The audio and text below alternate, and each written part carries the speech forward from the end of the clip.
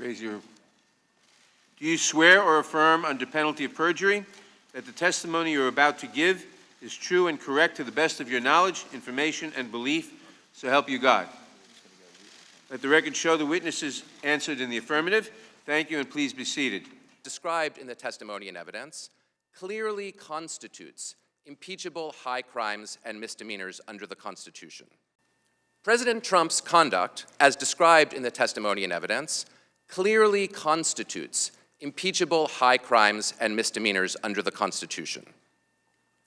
In particular, the memorandum and other testimony relating to the July 25th, 2019 phone call between the two presidents, President Trump and President Zelenskiy, more than sufficiently indicates that President Trump abused his office by soliciting the president of Ukraine to investigate his political rivals in order to gain personal political advantage, including in relation to the 2020 election. Again, the words abuse of office are not mystical or magical. They are very clear. The abuse of office occurs when the president uses a feature of his power, the awesome power of his office, not to serve the interests of the American public, but to serve his personal, individual, partisan, electoral interests.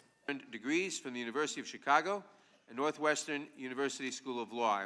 Indeed, as I want to explain in my testimony, drawing a foreign government into our elections.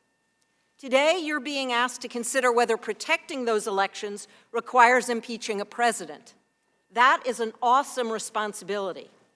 But everything I know about our Constitution and its values, and my review of the evidentiary record, and here, Mr. Collins, I would like to say to you, sir, that I read transcripts of every one of the witnesses who appeared in the live hearing because I would not speak about these things without reviewing the facts. So I'm insulted by the suggestion that as a law professor I don't care about those facts. But everything I read on those occasions tells me that when President Trump invited, indeed demanded foreign involvement in our upcoming election, he struck at the very heart of what makes this a republic to which we pledge allegiance. That demand, as Professor Feldman just explained, constituted an abuse of power.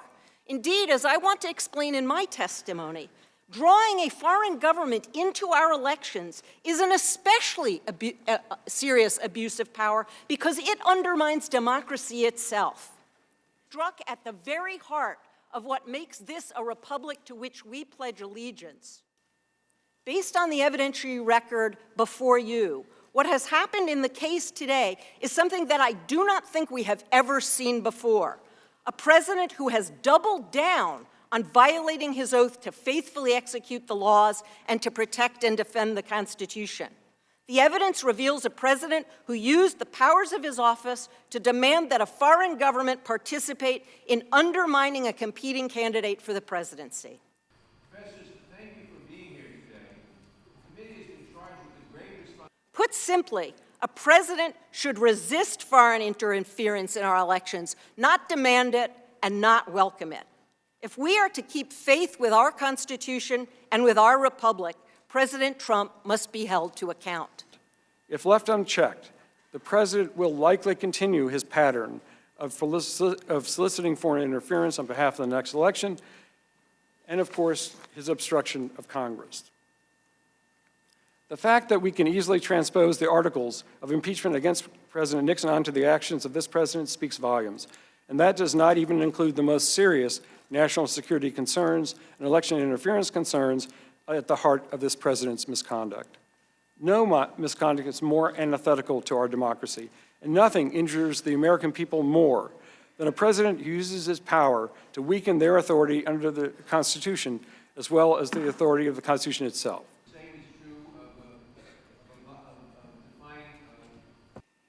We are living in the very period described by Alexander Hamilton, a period of agitated passions. I get it. You're mad. The president's mad.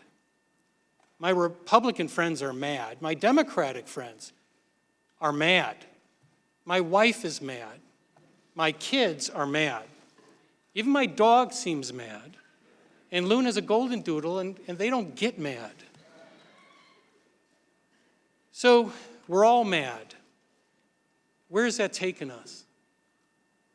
Will a slipshod impeachment make us less mad? Will it only invite an invitation for the madness to follow every future administration? That is why this is wrong.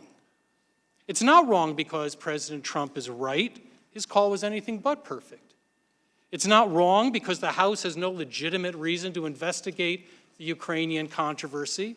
It's not wrong because we're in an election year. There is no good time for an impeachment. No, it's wrong because this is not how you impeach an American president. This case is not a case of the unknowable. It's a case of the peripheral. We have a record of conflicts, defenses that have not been fully considered, unsubpoenaed witness with material evidence. To impeach a president on this record would expose every future president to the same type of inchoate impeachment. Condition their fulfillment on actions by Ukraine that would benefit